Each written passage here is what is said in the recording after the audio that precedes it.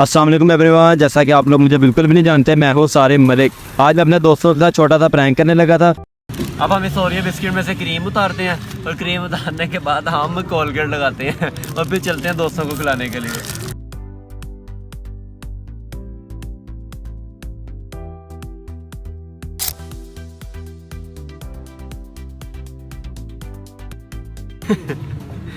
ये चीज मेरे अजीज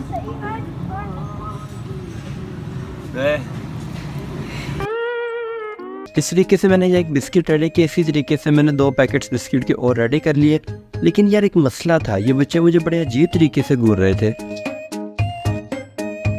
पहले तो मैंने कहा ये बिस्किट्स मैं इन बच्चों को भी खिलाता हूँ, लेकिन मेरे कैमरा मैन ने कहा नहीं, ये बच्चे हैं। बिस्किट तो हमारे रेडी हो गए हैं, बस अब हम पकड़े ना जाएं यार। 4 बिस्किट हैं।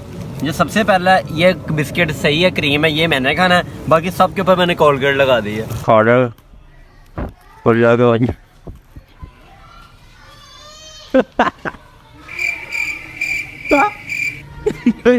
भाई ना